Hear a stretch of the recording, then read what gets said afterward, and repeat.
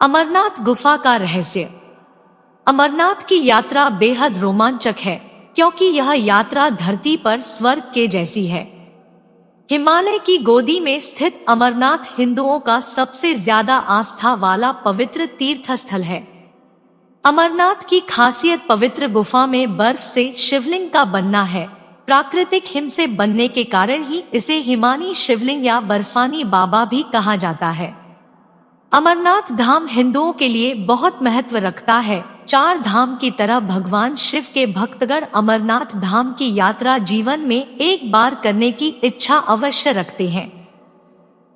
इस यात्रा के बारे में कहा जाता है कि यहाँ भोले की मर्जी के बिना भक्त नहीं पहुँच पाते हैं। जिसे भगवान शिव बुलाना चाहते हैं वहीं उनका दर्शन कर पाते हैं। अमरनाथ यात्रा हर साल जून जुलाई के महीने में शुरू होती है।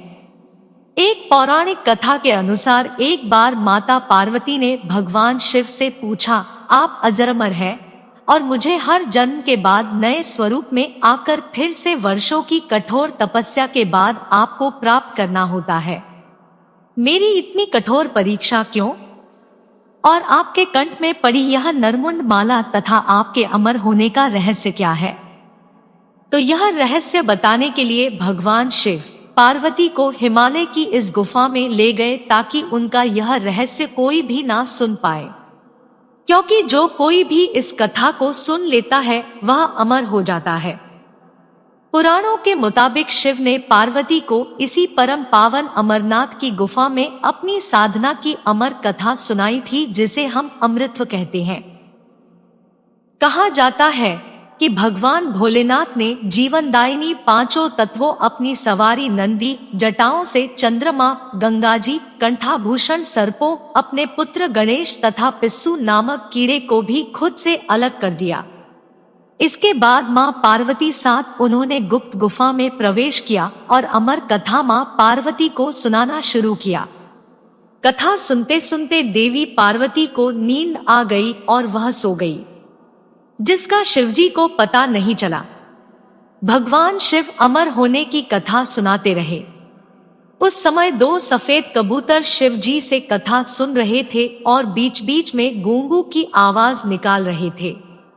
भगवान शिव को लगा कि माता पार्वती कथा सुन रही है और बीच बीच में हुंकार भर रही है। इस तरह दोनों कबूतरों ने अमर होने की पूरी कथा सुन ली। कथा समाप्त होने पर भगवान शिव का ध्यान पार्वती की ओर गया जो सो रही थी। जब महादेव की दृष्टि कबूतरों पर पड़ी तो वे क्रोधित हो गए और उन्हें मारने के लिए आगे बढ़े।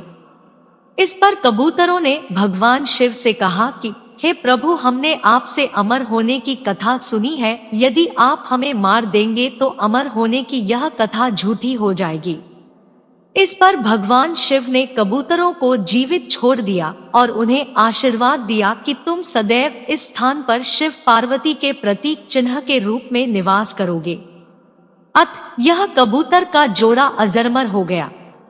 ऐसा कहते हैं आज भी इन दोनों कबूतरों का दर्शन भक्तों को यहाँ प्राप्त होते हैं और इस तरह से यह गुफा अमर कथा की साक्षी हो गई और इसका नाम अमरनाथ गुफा के नाम से प्रसिद्ध हो गया।